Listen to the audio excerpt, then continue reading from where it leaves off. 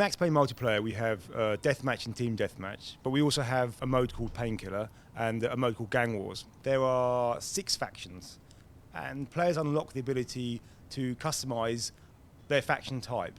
And when they play in the team game and they're playing that faction, they'll play as their customized character. Now, Painkiller is a really evolution of Dead Man Walking from the earlier Max Payne games, where it starts off as a vanilla deathmatch, but the first killer and the first victim become Max and his sidekick Passos. And they have to fight it out against the other 6 players in the game. And whoever kills those guys, swaps over to be those players. And at the end of the game, it's whoever's got the high score wins. Gang Wars is made up of around 10 different game modes. One of the things we wanted to bring to multiplayer was the concept of consequences. I mean, often when you're playing a multiplayer game, the only impact you can have on it is where you appear on the leaderboard. But in Gang Wars, we allow the players to actually change the way the game unfolds, both in the structure and narrative.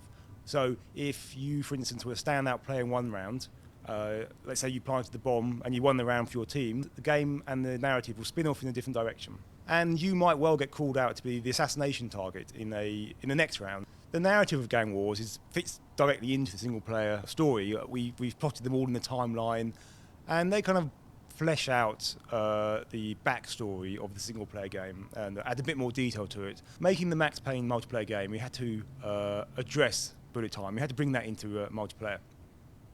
And how we've done it is through a line of sight system. So if I activate bullet time, anyone caught in my line of sight is also affected by bullet time. Friends kind of are affected in the same way I am, but enemies, their rate of fire is much slowed down, their bullet speed is much slowed down, and their movement's much slower as well. Bullet time is only one of the special abilities we have in the multiplayer game. So we kind of looked back at the sort of themes and vibe of Max Payne and the various reference material we're looking at, and created a range of what we're calling bursts to reflect those characteristics. There was one called Paranoia, in fact, and each burst has 3 levels. And for instance, Paranoia level 1, that makes everyone look like an enemy player, like in the gamer tag and the minimap. But level 2 will pick one player on the enemy team, and it will turn on friendly fire to him, and it'll put a bounty on his head, so anybody can kill him. So his teammates could get that bounty, and it'd be quite useful for them because they can buy better weapons with it and stuff like that. We've gone for quite a flat unlock structure. So weapons and items are unlocked in 3 particular levels: level 5, 20, and 40. And the reason we've done that is because we want people to really be able to. We want the unlocks to be important to people. So you earn cash when you level up, and it's up to the players to decide how they spend that cash. There's a wide range of items to suit all play styles. There's armor and health regeneration ones, for instance.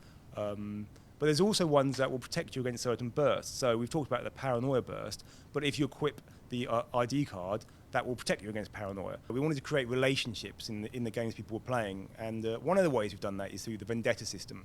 So if someone kills you twice in a multiplayer game, you get the option to set a vendetta against them.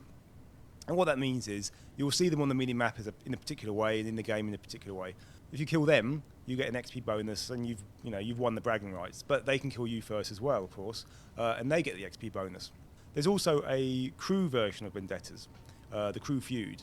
And so if 2 crews are in a game and one crew achieves 5 kills against the other crew, we enact a crew feud, and then that counts up in the screen, and the first crew to get 10 kills wins the feud. In the social club, we're tracking a lot of stats. It'll be very useful for players to go there and check out how they're playing, get information on their play style and how they might improve themselves. And obviously there'll be a lot of crew information there as well. And we'll be taking crews across from Max Payne 3, and you'll be able to use that crew in GTA 5. I told you the city was dangerous. Max Payne 3 is out on May 15th for Xbox 360 and the PS3, and it's out on May 29th for the PC.